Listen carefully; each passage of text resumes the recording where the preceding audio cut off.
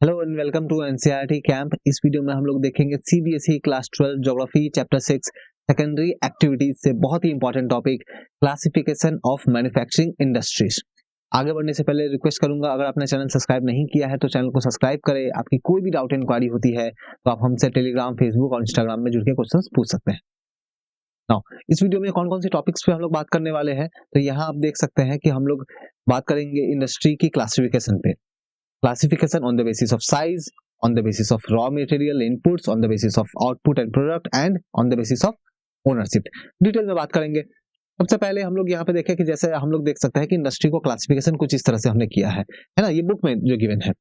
Size के basis पे classify कर सकते हैं हम लोग, रॉ मटेरियल के बेसिस पे क्लासिफाई कर सकते हैं, आउटपुट क्या आ रही है और वहां की ओनरशिप कौन है, मालिक कौन है। अब इसको फिर और ज्यादा सिंप्लीफाई किया जा सकता है, इसको और ज्यादा क्लासिफाई कर सकते हैं हम लोग। जैसे साइज की अगर हम लोग बात करें तो इंडस्ट्री को साइज के बेसिस पे क्लासिफाई तो करते हैं। अब साइज में भी तीन कैटेगरी है, हाउस होल्ड और cottage industry, small scale industry और लार्ज स्केल इंडस्ट्री।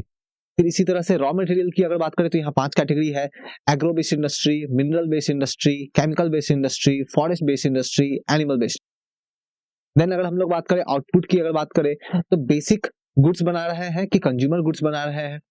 और finally at the end ownership, public sector है, प्राइवेट सेक्टर है, जॉइंट सेक्टर है। इन सभी टॉपिक पे जो अभी आप देख रहे हैं, इन सभी टॉपिक पे वन बाय वन करके डिस्कशन करते हैं। चलिए शुरू करते हैं। सबसे पहले साइज के बारे में बात करते हैं। तो industry basis on the basis of size, तो साइज के बेसिस पे तो ये तीन कैटेगरी है। जैसा आप देख सकते हैं कि हाउस होल्ड और कॉटेज है, स्मॉल स्केल है, लार्ज स्केल है। तो पहले तो इनको डिवीजन कैसे करते हैं, किसी इंडस्ट्री को कैसे बोलते हैं कि वो स्मॉल है कि लार्ज है, क्या देख के बोलते हैं। तो इसके लिए क्या देखा जाता है, देखा ये जाता है कि कैपिटल कितना इन्वेस्ट हो रहा है, कितने लोगों को जॉब दिया जा रहा है, कितने वर्कर्स काम कर रहे हैं, वॉल्यूम ऑफ प्रोडक्शन कितना है। तो मेनली इन कुछ फैक्टर्स पे बात किया था। ये तीन फैक्टर्स आप अपने आंसर में जरूर लिखना है ना, capital investment, number of workers employed and volume of production. मैं समझाता हूँ। हाउस होल्ड जो होता है ना, वो बहुत ही छोटी सी, लाइक कोई पर्सन अपने घर के किसी कमरे में बैठ के वो प्रोडक्शन जो है वो कर सकता है, वो इंडस्ट्री स्टार्ट कर सकता है। स्मॉल स्केल इसके लिए थोड़ा सा बड़ा हो जाएगा, हो सकता है वो अपनी एक वर्कशॉप बना ले छोटी सी। और लार्ज स्केल के लिए तो काफी बड़ी सी होती है। तो जो हाउस होल्ड होती है वहां पे हो सकता है वो पर्सन खुद ही काम कर रहा हो, किसी को वो जॉब नहीं देता हो, वो पर्सन खुद ही काम कर रहा हो, थोड़े बहुत उसके फैमिली वाले हेल्प कर देते हो। कैपिटल इन्वेस्टमेंट बहुत कम। स्मॉल स्केल में थोड़ी सी ज्यादा एरिया रिक्वायरमेंट होती है, दो चार लोगों को जॉब में मिल जाता है। और लार्ज स्केल में आप देखोगे कि बहुत ज्यादा लोगों को जॉब मिल रहा है, बहुत ज्यादा प्रोडक्शन हो रही है, वॉल्यूम ऑफ प्रोडक्शन हाई है। मतलब हाउस होल्ड वाले में आप देखोगे एक दिन में मान लो टोटल 10 प्रोडक्ट बनाए जा रहे हैं। स्मॉल स्केल में आप देखोगे एक दिन में मान लो 100 प्रोडक्ट बना रहे हैं। लार्ज स्केल में देखोगे एक दिन में 1-1 लाख प्रोडक्ट बना रहे हैं, है ना। तो काफी सारा वॉल्यूम ऑफ प्रोडक्शन काफी हाई हो सकता है। अब और डिटेल में इनके बारे में देखते हैं। सबसे पहले हाउस होल्ड। हाउस होल्ड की अगर बात करें तो जैसा नाम से ही पता चल रहा है, हाउस होल्ड या फिर कॉटेज मैन्युफैक्चरिंग यूनिट्स या इंडस्ट्री, ये स्मॉलेस्ट है, सबसे छोटा है। घरों में बैठ के एक एग्जांपल से इसको समझते हैं। मान लो एक फार्मर है या फिर एक पर्सन है, मान लो, है ना। वो पर्सन क्या करता है, वो पर्सन लेके आता है बैम्बू, है ना, बांस जिसको बोलते हैं, बैम्बू लेके आता है। और उस बैम्बू से वो बनाता है कुछ बकेट, है ना, कुछ बकेट या बास्केट जैसी कुछ चीजें वो बनाता है। ठीक है, तो वो कुछ बकेट जैसा कुछ ऐसा वो बना रहा है, बास्केट जैसा कुछ वो बना रहा है। ठीक है। अब फिर उसको वो लोकल मार्केट में सेल करता है, वो उसको लोकल मार्केट में सेल करता है। तो आप देखो ये बैम्बू वो कहां से लेके आएगा, किसी दूसरे स्टेट में लेके आएगा नहीं, वो लोकल रॉ मटेरियल, ये रॉ मटेरियल है, वो बैम्बू खरीद के लेके आएगा कहां से, अपने लोकल बाजार से, लोकल मार्केट से। तो लॉ में जो जो रॉ मटेरियल है वो कहां मिलेगी, वो लोकल में ही मिल जाएगी। ठीक है। अब ये बैम्बू से बकेट बनाने के लिए जो टूल्स यूज करेंगे, क्या बड़ी बड़ी मशीनें नहीं, घर में जो हैमर है या घर में जो चीजल्स है या छोटे मोटे जो टूल्स है, सिंपल टूल्स है, उसको वो यूज करेगा जो उसके घरों में नॉर्मली मिल जाते हैं। ठीक है। हो सकता है इस काम में इसके फैमिली मेंबर इसको हेल्प करे। प्रोडक्ट बनने के बाद एक दिन में कितने प्रोडक्ट बनाएंगे, कितने बकेट या बास्केट जैसे ये बना लेंगे, 5-10 और ज्यादा से ज्यादा, यही है ना, 5 से 10 बना लेंगे। अब इसको वो लोकल मार्केट में ही सेल करेंगे। तो लोकल मार्केट में सेल करने के लिए क्या वो उन प्रोडक्ट को क्या वो ट्रक पे लोड करके लेके जाएंगे, नहीं, वो हो सकता है अपने साइकिल के पीछे बांध के ले जाए या अपने हाथ में ही ले जाए। मतलब इनके लिए ट्रांसपोर्ट सिस्टम बहुत ज्यादा मायने नहीं रखता है, मतलब ट्रांसपोर्ट अच्छा हो ना हो मैटर नहीं करता, वो साइकिल के पीछे बांध के वो ले जाएगा उसे, है ना। और पैसे की रिक्वायरमेंट कितनी होती है, कैपिटल कितना लगता है, कैपिटल मतलब मनी, कितना पैसा इन्वेस्ट कर रहे हैं, बहुत कम, है ना, एक बास्केट खरीदना है। और इनको प्रॉफिट भी बहुत ज्यादा नहीं होता है ना। प्रॉफिट भी अगर आप यहाँ पे देखोगे इनकी, तो बहुत कम प्रॉफिट, बहुत ही लो कमर्शियल वैल्यू होता है इनका, है ना। 8 रुपए में मान लो बनाया, 10 रुपए में सेल कर दिया, 2 रुपए प्रॉफिट हो गई। ठीक है, तो लोकल मार्केट में सेल कर रहे हैं। तो जैसे मैंने आपको बैम्बू का बकेट का समझाया था, वैसे ही आपके पिक्चर दी गई है आपकी बुक में। आप देखोगे कि नागालैंड में एक पर्सन बैठ के वो कुछ पॉट बना रहा है, अरुणाचल प्रदेश में एक पर्सन बैठ के बैम्बू की कुछ बास्केट वगैरह बना रहा है। ये सब कुछ एग्जांपल्स हैं। कुछ और एग्जांपल यहाँ पे लिस्ट की गई है, सभी आपको याद नहीं करना है। यहाँ पे देखो लंबी सी लिस्ट है, ठीक है, सभी आपको याद नहीं करना है। यहाँ पे आप जैसे देख सकते हो कि मान लो कोई पर्सन मैट बना रहा है, लेदर की कुछ प्रोडक्ट बना रहा है, कुछ पॉटरी बना रहा है, तो ये सब कुछ इसकी एग्जांपल हो गई। आपको बस एक बार पढ़ लेना है ये, और एक दो एग्जांपल्स याद रखने हैं। आपने अपने घरों के आसपास में देखा होगा कि जो गोल्ड स्मिथ होते हैं, जो सुनार होते हैं, वो उनकी छोटी सी शॉप है, वहां पे उन लोग जो है गोल्ड सिल्वर ब्रोंज वगैरह को यूज करके कुछ छोटे मोटे कुछ ज्वेलरीज वगैरह बना के सेल करते हैं, वो भी इस कैटेगरी में आ जाएगी। या कोई पर्सन हो सकता है वो जंगल में जाए, फॉरेस्ट में जाए, फॉरेस्ट में जाके वो बैम्बू लेके आए, फॉरेस्ट में जाके वो वुड लेके आए और उससे कुछ आर्टिफैक्ट्स, कुछ क्राफ्ट वगैरह बना दिए एंड देन लोकल मार्केट में सेल कर रहे हैं। इसको भी इसी कैटेगरी में हम लोग लेंगे, ठीक है। तो लोकल मार्केट में सेल होगी, बहुत कम प्रॉफिट होगी, सिंपल टूल होगा, ज्यादा लोगों को जॉब नहीं मिलेगा, घरों के ही किसी कॉर्नर में बैठ के लोग काम करेंगे, हाउस होल्ड कॉटेज इंडस्ट्री। अब इससे थोड़ी बड़ी, इससे थोड़ा सा नेक्स्ट स्टेप आगे बढ़ते हैं, स्मॉल स्केल, थोड़ी सी बड़ी हो जाएगी ये, थोड़ी सी बड़ी हो जाएगी, पैसे के थोड़ी सी ज्यादा पैसे लगाएंगे, थोड़ा सा ज्यादा मशीन यूज करेंगे, थोड़ा सा दो चार लोगों को जॉब भी दे देंगे, है ना, एम्प्लॉयमेंट दे देंगे, small scale manufacturing. Small scale में क्या होगा, ये डिफरेंट क्या है हाउस होल्ड वाली से, तो इसमें प्रोडक्शन की टेक्निक जो है ये डिफरेंट होती है, ठीक है। प्रोडक्शन की टेक्निक कैसे डिफरेंट होती है, यहाँ पे यूज करेंगे कुछ छोटे मोटे machines, power driven machines use करेंगे, सिंपल, बहुत बड़ी बड़ी नहीं, सिंपल मशीन्स। अब प्लेस ऑफ मैन्युफैक्चर कहाँ होता है, तो घरों के किसी कॉर्नर में बैठ के नहीं करेंगे, छोटा सा वर्कशॉप वगैरह बना लेंगे, अपने घरों के आसपास के एरिया में छोटी सी जगह ले लेंगे, वर्कशॉप बना लेंगे, अब वहां पे वर्कशॉप में काम होगी। अब वहां पे हो सकता है कि दो चार लोगों को जॉब भी दे दिया जाए, फॉर एग्जाम्पल मान लो 20 लोगों को जॉब दे दिया, है ना, 50 लोगों को जॉब दे दिया, कुछ लोगों को जॉब दे दिए, है ना, मतलब यहाँ पे इंप्लॉयमेंट जनरेशन होगी, ठीक है। मटेरियल, जो रॉ मटेरियल है वो लोकल ही मिलेगी, वो फिर बाहर से नहीं लेंगे, ज्यादातर रॉ मटेरियल जनरली लोकल ही मिलेगी। और यहाँ पे जो लोगों को जॉब दे रहे हैं, 20 लोगों को जॉब दे रहे हैं, जनरली ये कैसे होंगे, ये होंगे semi skilled labour. Semi skilled क्या होता है, आप जैसे देखो, मान लो फर्नीचर बनाने का काम देखो, क्या आपको आता है फर्नीचर बनाना? नहीं, मुझे भी नहीं आता, ठीक है। तो फर्नीचर बनाना जिसे आता है, उसके हाथ में एक कला है, उसके पास एक कला है, एक आर्ट है उसके पास, कि वो फर्नीचर बना सकता है, तो वो एक स्किल्ड लेबर है ना, स्किल्ड लेबर है। तो इसी तरह के स्किल्ड, सेमी स्किल्ड लेबर जो है, जिनके पास थोड़ा बहुत इनको आइडिया है, थोड़ा बहुत उनके पास गुण है, कला है, उस तरह के लेबर्स को जॉब दिया जाता है, वो लोग यहाँ पे काम करते हैं, ठीक है। खास करके आप अगर देखो डेवलपिंग कंट्री में, इंडिया में, चाइना में, इंडोनेशिया में, ब्राजील में, यहाँ पे आप देखोगे जो थोड़ी सी डेवलपिंग कंट्री है, बहुत ज्यादा डेवलप नहीं है, लेस डेवलप्ड है, यहाँ पे देखोगे ये स्मॉल स्केल मैन्युफैक्चरिंग जो है ये ज्यादा प्रमोट किया जाता है। क्यों? क्योंकि यहाँ पे एक तो कैपिटल की रिक्वायरमेंट बहुत ज्यादा नहीं होती है ना, कैपिटल की रिक्वायरमेंट कम होती है, मनी बहुत ज्यादा नहीं लगता है, छोटा सा प्रोडक्शन स्टार्ट करना पड़ता है और लोगों को जॉब भी मिलता है। तो हमारे यहाँ इतनी बड़ी पॉपुलेशन है कि हमारे सामने चैलेंज है, पॉकेट में पैसे नहीं है, लेकिन हमें लोगों को जॉब देना है, अनएम्प्लॉयमेंट बहुत ज्यादा है, तो उसके लिए ये बेस्ट है ना, लोगों की जॉब भी मिलेगी। मतलब ये लेबर इंटेंसिव होती है, लेबर इंटेंसिव का मतलब ये है कि वहां पे बहुत सारे लोगों को जॉब दिया जाएगा, ठीक है। तो इस तरह के labour scale, labour intensive small scale manufacturing जो है आपको देखने को मिलेगा इस तरह की डेवलपिंग कंट्री में, जहां पॉपुलेशन ज्यादा होती है, हमारे कंट्री में भी देखने को मिलेगा, ठीक है। अब अगेन स्मॉल स्केल से थोड़ा सा और एक स्टेप फर्दर चलते हैं, एक और स्टेप ऊपर जाएंगे, लार्ज स्केल। ये तो बड़ी बड़ी फैक्ट्री है ना, एक एक दिन में लाखों मोबाइल बना रहे हैं, बाइक बना रहे हैं, कार बना रहे हैं, है ना। तो आपको ये सब कुछ जो है यहाँ पे आप देखोगे रोबोट्स यूज करेंगे, बड़ी बड़ी मशीनें यूज होगी, रॉ मटेरियल जो है वो हो सकता है दूसरी कंट्री से लेके आ गया, लोकल लाना है जरूरी नहीं है, दूसरी कंट्री से लेके आए, दूर दूर से जो है रॉ मटेरियल लेके आएंगे, बहुत सारी मशीनें होगी, बहुत सारा एनर्जी यूज होगा, है ना। एक कार बनाने की फैक्ट्री है, आप वहां पे क्या देखोगे, वहां पे देखोगे फॉर एग्जांपल सबसे पहले कार की चेसिस बन रही है, जो बॉटम का पार्ट है जिसमें पैर रखते हैं हम लोग, फिर उसमें हो सकता है उसमें व्हील लगाएंगे, फिर उसमें बॉडी लगाएंगे ऊपर से जो कवर है, फिर बॉडी को हो सकता है कि उसको पेंट करेंगे, फिर उसको मान लो पैकेजिंग करेंगे। तो ये जो प्रोसेस जो है ये हमको देखने को मिलेगा लार्ज स्केल मैन्युफैक्चरिंग में। अब जो पर्सन मान लो चेसिस बना रहा है, जो बॉटम वाली एरिया है, वो सिर्फ चेसिस ही बनाएगा, है ना, उसको उसका जॉब वही है कि सिर्फ चेसिस बनाना है। जो पर्सन पेंट करता है उसका काम है सिर्फ पेंट करना, मतलब यहाँ पे स्पेशलाइज्ड वर्कर्स होंगे, है ना, स्पेशलाइज्ड वर्कर्स होंगे, एक ही टाइम करेंगे, एक ही काम करते रहेंगे, दिन भर व्हील लगाते रहेंगे, है ना। तो स्पेशलाइज्ड वर्कर्स होंगे, टेक्नोलॉजी होगी, रोबोट्स वगैरह यूज हो सकते हैं। अब यहाँ पे आप देखो पहले चेसिस बन रही है, व्हील लगा रहे हैं, फिर देखो यहाँ पे जो है फिर पैकेजिंग कर रहे हैं, यहाँ पे बॉडी बना रहे हैं, तो ये एक प्रोसेस के थ्रू हो रहा है, तो इसको हम लोग बोलेंगे असेंबली लाइन, ठीक है। ये प्रोडक्ट जो है ये आगे बढ़ता रहेगा, चेसिस बन जाएगा, फिर आगे जाएगी, व्हील लग जाएगी, आगे जाएगी, बॉडी लग जाएगी, आगे जाएगी, पेंट हो जाएगी, आगे जाएगी, पैकेजिंग हो जाएगी, फिर आगे मार्केट में चली जाएगी। इसको बोलते हैं असेंबली लाइन, है ना? असेंबली लाइन होगा, बहुत सारी कैपिटल लगती है ना, इतनी बड़ी सी फैक्ट्री बनाओगे, तो ये सब कुछ कहाँ ज़्यादा देखने को मिलेगा, है ना? ज़्यादातर देखो, आप लोगों ने ज़रूर पढ़ा होगा कि 1800 जो साल जो था, उस समय हम लोग क्या देखेंगे, इंडस्ट्रियल रेवोल्यूशन स्टार्ट होगा। कहाँ से स्टार्ट होगा? अगर पता है तो कमेंट करके बताओ आप। तो इंडस्ट्रियल रेवोल्यूशन स्टार्ट होगा, स्पेसिफिक कंट्री आप बताना कमेंट करके। तो यूरोप से स्टार्ट होगा, है ना? यूरोप से। तो हम लोग ये देखेंगे कि जब ये स्टार्ट जब होगा, तब बहुत सारी नई-नई मैन्युफैक्चरिंग यूनिट्स सामने आएंगी।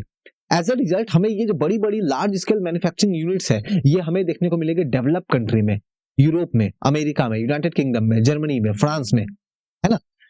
हाँ, धीरे-धीरे वर्ल्ड के दूसरे-दूसरे पार्ट में भी यही हो रहे हैं। तो इसको हम लोग ना 2 तरह से क्लासिफाई कर सकते हैं इसको। इसे हम लोग 2 तरह से क्लासिफाई करते हैं, ठीक है? तो 2 ब्रॉड टाइप में डिवाइड करते हैं। एक तो ऐसी एरिया जहां पे traditionally large scale industry available है, बहुत लंबे टाइम से जो है इस तरह की इंडस्ट्री अवेलेबल है। यूरोप आप काउंट कर सकते हो, यूरोप में जो डेवलप कंट्री है, वहां पे काफी लंबे से 1800 जब इंडस्ट्रियल रेवोल्यूशन स्टार्ट हुआ, तब से लेकर के आज तक वहां पे जो है बड़ी-बड़ी मशीनें जो इसके यूज करके इस तरह की मैन्युफैक्चरिंग हो रही है। लेकिन अगर इंडिया की बात करें, चाइना की बात करें, क्या हम लोग भी 1800 से यहाँ पे प्रोडक्शन कर रहे हैं हमारे कंट्री में? नहीं, हम लोग तो एग्रीकल्चर करते थे उस टाइम। ये रिसेंट में 40-50 सालों से हम लोगों ने जो है 30-40-50 सालों से हम लोगों ने जो इस पे ध्यान देना स्टार्ट किया। हम लोगों ने इस तरह की मशीनें बनानी स्टार्ट की है। मतलब अभी धीरे-धीरे हम लोग देखेंगे कि हाई टेक्नोलॉजी को यूज करके इस तरह की जो बड़ी-बड़ी जो इंडस्ट्री जो है, ये जो लेस डेवलप कंट्री है, जहाँ पर डेवलपमेंट कम है, वहां पे भी हो रहा है, इंडिया में हो रहा है, चाइना में हो रहा है, लेकिन बहुत पहले से नहीं, रिसेंट 40-50 सालों से। ठीक है, तो ये एक डिफरेंस है। एक तो ऐसी एरिया है जहां पे 1800 से ही हो रहा है, और एक ऐसी एरिया है जहां पे रिसेंट से स्टार्ट हुआ है, रिसेंट में 40-50 सालों से। इंडिया ये वाली कैटेगरी है, और ये 1800 कहां पे है? जहां पे यूरोप था, अमेरिका था। ठीक है, आज के डेट में वो डेवलप कंट्री है ना। तो ये तो हो गया साइज के बेसिस पे बात। अब हम लोग इसको क्लासिफाई कर सकते हैं रॉ मटेरियल। रॉ मटेरियल के बेसिस पे हम लोग इसको क्लासिफाई कर सकते हैं इंडस्ट्री को। तो आप ये समझो, पहले आप इसको ना एक कुछ इस तरह से समझो। ये पांचों कैटेगरी के लिए एक सिंपल सा मेथड है। ये बॉक्स को मानो आप इंडस्ट्री, ये क्या है? इंडस्ट्री है। ठीक है, यहां पे क्या आएगा? रॉ मटेरियल आएगा, मतलब इनपुट। और आउटपुट में क्या निकलेगी? आउटपुट में क्या निकलेगी? प्रोडक्ट निकलेगी।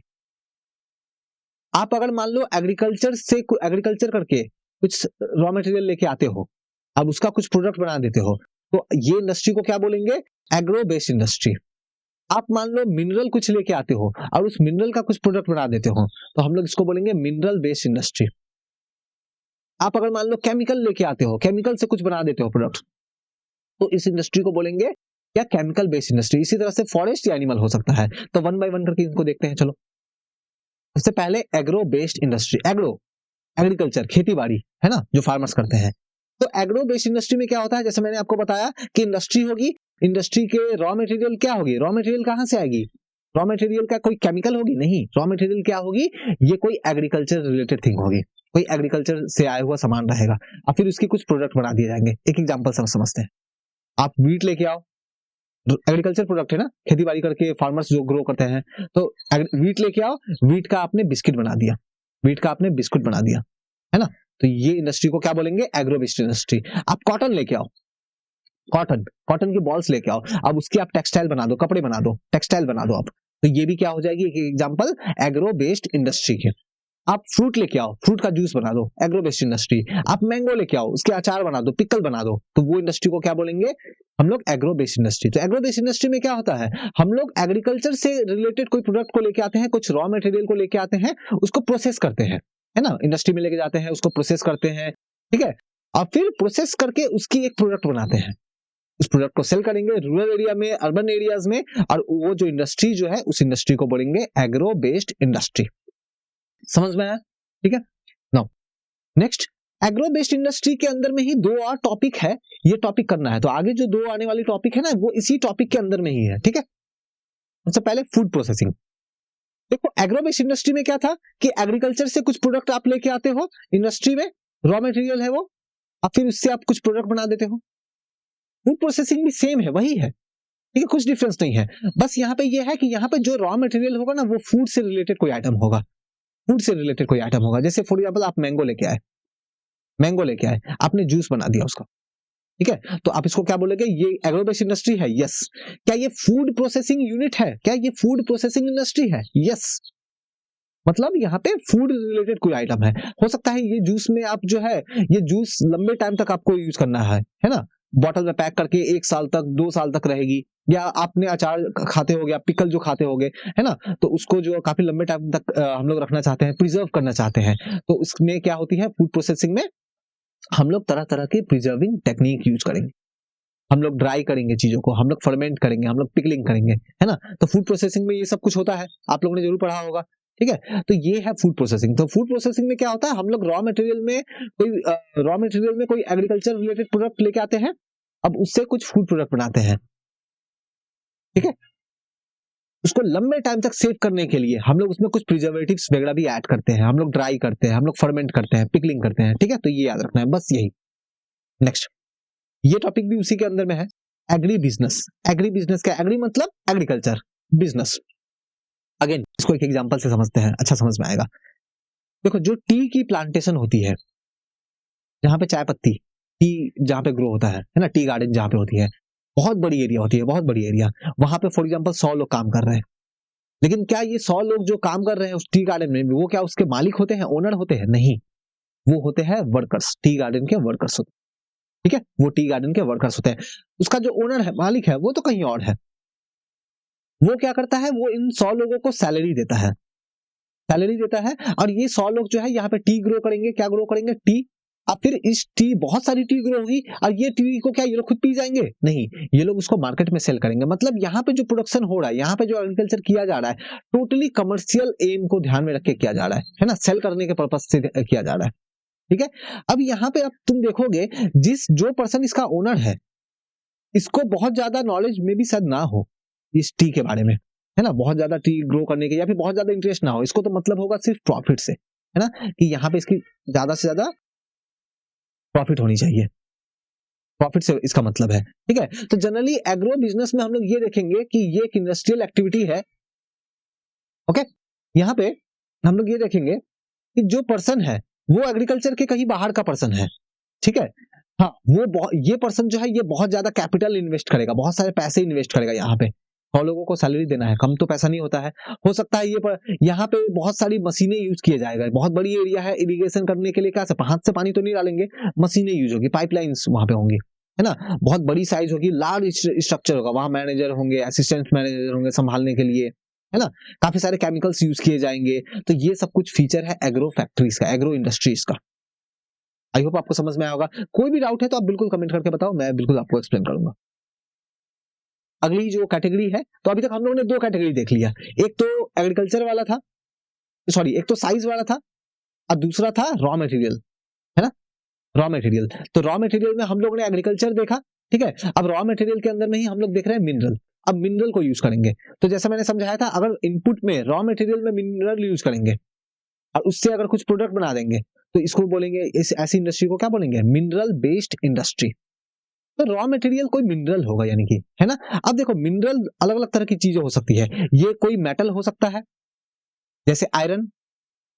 ये कोई नॉन मेटल भी हो सकता है, ये कोई नॉन मेटल भी हो सकता है, जैसे फॉर एग्जांपल सल्फर। ठीक है, तो यहां पे मेटल या फिर नॉन मेटल यूज किया जा सकता है। एक एग्जांपल से समझते हैं। आपने आयरन लिया, आयरन को आप इंडस्ट्री में लेके गए, और वहां से आयरन की आपने कुछ मशीनें बना दी, कुछ मशीन बना दी आपने। तो ये कैसी हो गई? ये हो गई मिनरल बेस्ड इंडस्ट्री, क्योंकि देखो आयरन एक मिनरल है। आपने कुछ और दूसरे मिनरल्स लिए, आपने उससे क्या बना दिया? सीमेंट बना दिया। तो ये भी एक मिनरल बेस्ड इंडस्ट्री हो गई। लेकिन दोनों में डिफरेंस क्या है? आयरन तो मेटल है, लेकिन सीमेंट वाले केस में मेटल यूज नहीं करते हैं, नॉन मेटल यूज करते हैं। मतलब यहाँ मेटल या नॉन मेटल दोनों यूज हुआ जा सकता है। अब देखो, मेटल को भी फिर 2 पार्ट में डिवाइड कर सकते हैं। मेटल वाला जो है उसका भी फिर 2 कैटेगरी है। अच्छा, मैं ये इरेज कर देता हूं और फिर मैं समझाता हूं। एक सेकंड, हाँ, इसको इरेज कर दूं जरा। मेटल वाले केस में क्या हो सकता है? देखो, मेटल वाले केस में 2 टाइप के मेटल हो सकते हैं। एक तो हो सकता है फेरस, और दूसरा हो सकता है नॉन फेरस। ठीक है, फेरस मतलब ऐसा मेटल जिसमें आयरन का प्रेजेंस हो, और नॉन फेरस में आयरन का प्रेजेंस नहीं हो। तो हो सकता है आपने आयरन को यूज किया, इंडस्ट्री में लेके गए, आपने उसका टूल बना दिया, कुछ मशीन बना दी, तो ये मिनरल बेस्ड इंडस्ट्री है। यस, कैसी वाली? फेरस मेटल, है ना, फेरस मेटल।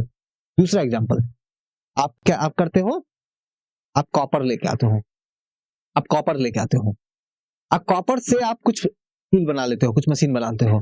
तो ये भी तो मेटल वाली हो गई, लेकिन ये फेरस नहीं है, ये है नॉन फेरस, ये है नॉन फेरस। और ज्यादा फेरस नॉन फेरस के बारे में अगर जानना है तो आपकी जो दूसरी वाली बुक है उसका जो आप चैप्टर आ रहा है मिनरल एनर्जी वाली जो चैप्टर जो है वो वाली वीडियो आप देखना, बहुत और डिटेल में मैंने वहां पे बात करूंगा। ठीक है, पढ़ते हैं आगे। केमिकल बेस्ड इंडस्ट्री, नाम से पता चल रहा है इनपुट में रॉ मटेरियल में क्या यूज करेंगे, कोई केमिकल यूज करेंगे। आपने कोई केमिकल यूज किया, इंडस्ट्री में लेके गए और आपने बना दिया उससे क्या, प्लास्टिक। आपने केमिकल यूज किया और उससे प्लास्टिक बना दिया, आपने इंडस्ट्री में लेके गए, तो वैसी इंडस्ट्री को क्या बोलेंगे, केमिकल बेस्ड इंडस्ट्री। मतलब यहाँ पे कुछ केमिकल को रॉ मटेरियल में यूज करेंगे। आपने पेट्रोकेमिकल, आप पेट्रोलियम लेके आए, है ना, पेट्रोलियम लेके आए, पेट्रोलियम से आपने पेट्रोल बना दिया, डीजल निकाला, आपने केरोसिन निकाला, आपने वैक्स निकाला, ये हो गई केमिकल बेस्ड इंडस्ट्री, है ना। बहुत बढ़िया एग्जांपल मैं और बता रहा हूं, है ना, जो कि आज कल बहुत फेमस में है। कोविड की वैक्सीन, आप केमिकल लेके आते हो, तरह तरह के केमिकल लेके आते हो, आप फिर उससे आप बनाते हो वैक्सीन, आप मेडिसिन बनाते हो, तो ये क्या हो गई, एक केमिकल बेस्ड इंडस्ट्री। समझ में आ रहा है। तो ये जो केमिकल है, ये केमिकल फिर कहां से आएगा, हो सकता है ये कोल से आए, हो सकता है ये वुड से आए, हो सकता है ये कहीं और से आए। ठीक है, तो रॉ मटेरियल में केमिकल्स यूज होगी, जैसे प्लास्टिक की इंडस्ट्री, सिंथेटिक फाइबर बनाने की इंडस्ट्री। सिंथेटिक फाइबर क्या होता है, जैसे सिंथेटिक फाइबर क्या होता है मैं आपको समझाता हूं। आप लोगों ने जरूर जूट सुना होगा, जूट कहां से आता है, प्लांट से। आप लोगों ने कॉटन सुना होगा, कहां से आता है, प्लांट से। तो ये जो फाइबर है ये तो प्लांट से आ रहा है, इसको ग्रो करते हैं खेतों में, है ना। लेकिन सिंथेटिक वाला फाइबर, तो यहां तो फाइबर आ रहा है, लेकिन वो फाइबर कहां से आ रहा है, प्लांट से आ रहा है, खेतों से आ रहा है, एग्रीकल्चर से आ रहा है। लेकिन सिंथेटिक फाइबर में कहां से आता है, सिंथेटिक फाइबर में केमिकल को यूज करके फाइबर बनाते हैं। ठीक है, आप लोगों ने जरूर सुना होगा नायलॉन की रस्सी हम लोग यूज करते हैं ना, नायलॉन, नायलॉन की रस्सी यूज करते हैं। ठीक है, तो सिंथेटिक फाइबर हो गई, तो वो केमिकल बेस्ड इंडस्ट्री का एग्जाम्पल है। नेक्स्ट, फॉरेस्ट बेस्ड, नाम से पता चल रहा है रॉ मटेरियल कहां से आएगी, फॉरेस्ट से आएगी। आपने क्या किया, आपने हनी लेके आए, आप हनी लेके आए फॉरेस्ट से, हनी को आपने क्या यूज किया, उसको हनी को पैक वैक करके आपने उसको मार्केट में सेल कर रहे हो, तो वो इंडस्ट्री कैसी हो गई, फॉरेस्ट बेस्ड रॉ मटेरियल वाली हो गई। दूसरा एग्जांपल, आप वुड लेके आते हो जंगल से, उस वुड से आप बना देते हो आप पेपर, तो ये कैसी इंडस्ट्री हो गई, ये भी हो गई फॉरेस्ट बेस्ड इंडस्ट्री। समझ में आ रहा है। ठीक है, तो आप वुड लेके आते हो, बैम्बू लेके आते हो, ग्रास लेके आते हो, अब उससे आप पेपर बना रहे हो, तो ये सब कुछ क्या हो गया, फर्नीचर आपने बना दिया मान लो वुड से, फॉरेस्ट बेस्ड इंडस्ट्री। ठीक है, अब हो सकता है फॉरेस्ट से आप कुछ प्लांट वगैरह लेके आए, अब उसका आपने मान लो मेडिसिन बना दिया, मान लो मेडिसिन बना दिया, तो इसको क्या बोलेंगे, इसको बोलेंगे फॉरेस्ट, क्योंकि ये जो प्लांट वगैरह ला रहे हो आप फॉरेस्ट से लेके आ रहे हो। रॉ मटेरियल कहां से आ रहा है ये इंपॉर्टेंट है, उसके बेसिस पे ये नाम डाल रहे हैं हम लोग। आउटपुट में क्या बन रहा है वो नहीं, रॉ मटेरियल जो है उसको हम लोग देख रहे हैं अभी, इनपुट में क्या आ रहा है। ठीक है, नेक्स्ट, एनिमल बेस्ड इंडस्ट्री, मतलब इनपुट में रॉ मटेरियल कहां से मिलेगा, एनिमल से मिलेगा। एनिमल से क्या मिलेगा, मिल्क मिलेगा। मिल्क को आप इंडस्ट्री में लेके गए, आपने पनीर बना दिया, आपने चीज बना दी, एनिमल बेस्ड इंडस्ट्री हो जाए। आप एनिमल की आप लेदर लेके आए, है ना, आप लेदर लेके आते हो, स्किन लेके आते हो, अब उससे आप लेदर की कुछ मान लो पर्स, बेल्ट, बैग वगैरह कुछ बनाते हो, एनिमल बेस्ड इंडस्ट्री। मतलब आप एनिमल से कुछ रॉ मटेरियल लेके आते हो और उसको इंडस्ट्री में यूज करके कुछ प्रोडक्ट बनाते हो, वैसी इंडस्ट्री को बोलेंगे एनिमल बेस्ड इंडस्ट्री। आप मान लो वुल लेके आते हो, आप लोगों ने जरूर सुना होगा ना पश्मीना सॉल, बहुत फेमस है, काफी कॉस्टली आता है पश्मीना सॉल। अगर नहीं पता है तो आप गूगल करना। ठीक है, अगर आपको पता है तो क्या होता है आप कमेंट करके बताओ। पश्मीना सॉल कहां से आती है, ठीक है, तो पश्मीना सॉल एनिमल से आती है, अब फिर उसकी जो है एक प्रोडक्ट बनाई जाती है, सॉल बनाई जाती है। ठीक है, तो एनिमल बेस्ड इंडस्ट्री। अच्छा, मैं फिर से मैं बता रहा हूँ, पश्मीना सॉल बहुत फेमस है, आप लोग नहीं पता है तो गूगल करो, अगर पता है तो आप कमेंट करके बताओ। ठीक है, क्या होती है ये पश्मीना। नेक्स्ट, तो इंडस्ट्री रॉ मटेरियल के बेसिस पे देखा। Next, industry based on output product. एक एग्जांपल से इसको समझते हैं, एग्जांपल से समझते हैं, एग्जांपल से आप ज्योग्राफी का ये सब चैप्टर को याद रखो, बहुत अच्छे से समझ में आएगा, बहुत अच्छे से याद रहेगा ना। एक एग्जांपल देखते हैं, मान लो एक इंडस्ट्री है, इंडस्ट्री में लेके आते हैं वीट, है ना। अब वीट से हम लोगों ने मान लो क्या बना दिया, या फिर फॉर एग्जांपल अच्छा हम वीट, मान लो वीट है, वीट से हम लोग ने बना दिया मान लो आटा, फ्लोर है ना, फ्लोर बना दिए, आटा जिसको हम लोग बोलते हैं ना आटा, आटा हिंदी में ऐसे लिखते हैं ना, वीट से आपने आटा बना दिया, तो ये कैसी इंडस्ट्री है ना, एग्रीकल्चर वाली इंडस्ट्री है, ठीक है। अब इस फ्लोर से आटे से आपने फिर दूसरी इंडस्ट्री में लेके गए, अब वहां पे जाकर के आपने उसकी बिस्किट बना दी।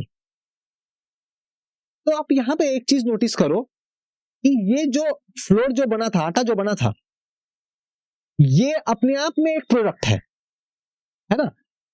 अगर इस फ्लोर को अगर मैं बोलूं, क्या मैं इस फ्लोर को रॉ मटेरियल बोल सकता हूं?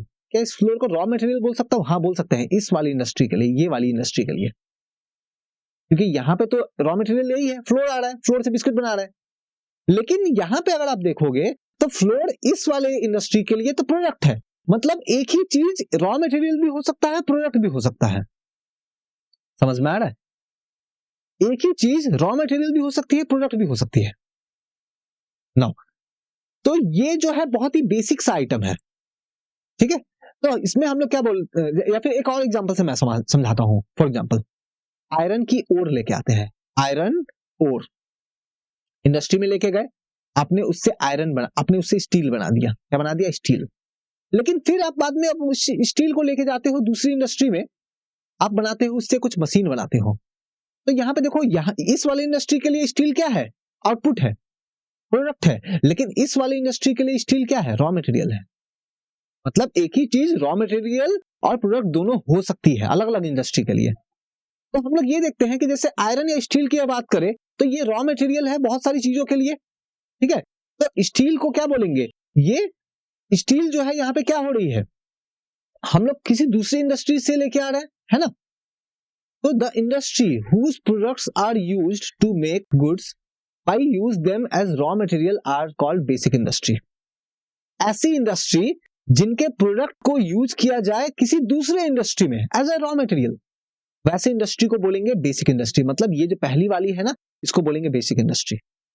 आपने आयरन ओर से स्टील बना दिया, लेकिन इसी स्टील को रॉ मटेरियल के तौर पे यूज कर रहे हैं किसी दूसरी इंडस्ट्री में यहां, तो ये वाले को बोलेंगे हम लोग क्या? Basic industry.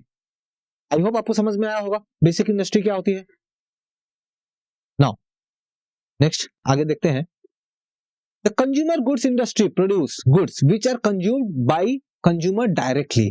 कंज्यूमर गुड्स किसको बोलते हैं? कंज्यूमर गुड्स इंडस्ट्री किसको बोलते हैं? मान लो कि एक रॉ मटेरियल है, ठीक है, क्या है? मान लो हनी है, और उस हनी को आपने मान लो इंडस्ट्री में लेके गए, पैक वैक करके आप हनी को यूज कर रहे हो।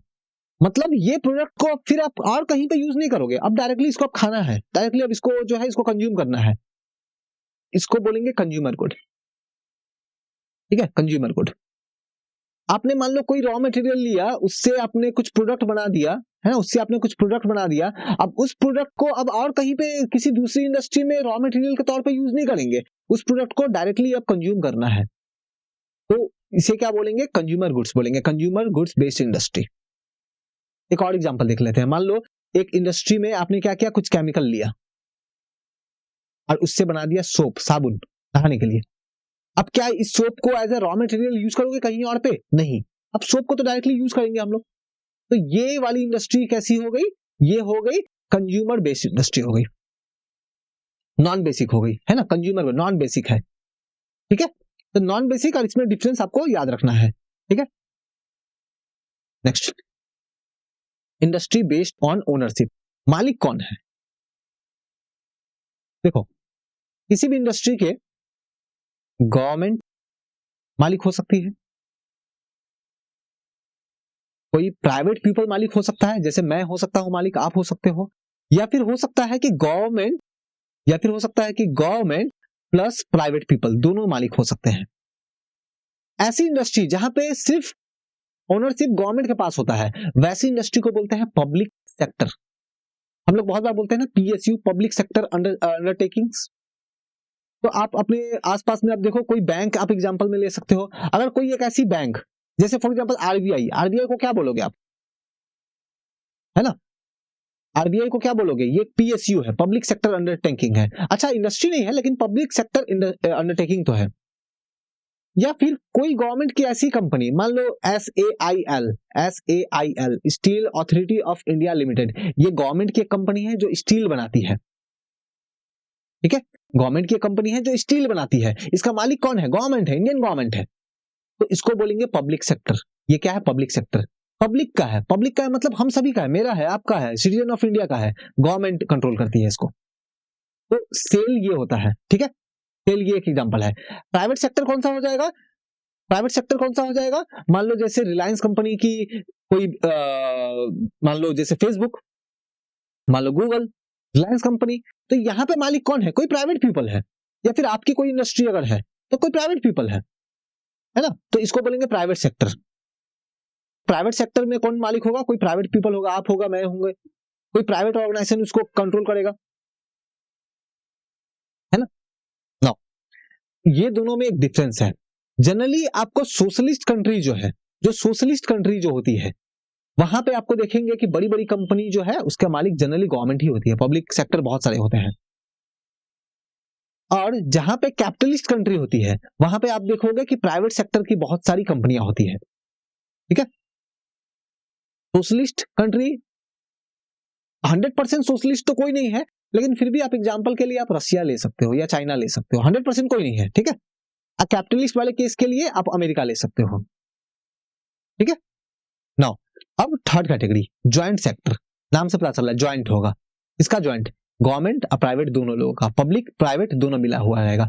मतलब जैसे कोई एक गवर्नमेंट की ऑर्गेनाइजेशन ले लो, फॉर एग्जांपल मान लो हम लोग ले लेते हैं LIC ले लेते हैं, या फिर हम लोग मान लो ले लेते हैं, मान लो SBI या कोई एक बैंक लेते हैं।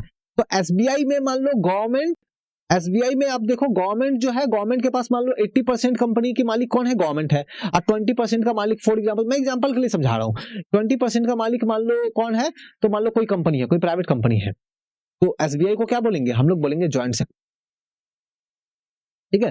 तो बहुत सारी इंडस्ट्री ऐसी होती है जिसको प्राइवेट और पब्लिक दोनों मिलकर मैनेज करती है, तो उसको बोलेंगे ज्वाइंट सेक्टर, ठीक है।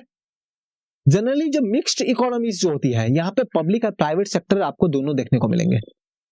हमारे कंट्री में देखो, हमारे कंट्री एक मिक्स्ड इकोनॉमी है, इंडिया मिक्स्ड इकोनॉमी का एग्जांपल कौन है? इंडिया है। हमारे कंट्री में पब्लिक सेक्टर भी मिल जाएगी, पब्लिक सेक्टर जैसे फॉर एग्जांपल रेलवे, रेलवे का मालिक कौन है? पब्लिक सेक्टर है, गवर्नमेंट है। प्राइवेट सेक्टर भी मिल जाएगी, बहुत सारी प्राइवेट कंपनी है हमारे कंट्री में, है ना। तो मिक्स्ड इकोनॉमी में आपको दोनों देखने को मिलेगी। तो ये है on the basis of ownership. ये वीडियो यहीं तक था, इसके बाद वाली जो वीडियो आएगी वहां पे मैं डिस्कस करूंगा कि ये जो रिमेनिंग टॉपिक है इसकी पार्ट 4 आएगी, इसके बाद एक पार्ट 5 भी आएगी, ठीक है। तो वहां पे टिल देन वीडियो के एंड में मैं आपसे रिक्वेस्ट करूंगा, अगर आपको वीडियो सही लगा हो तो बिल्कुल आप वीडियो को लाइक एंड शेयर करें। Thank you.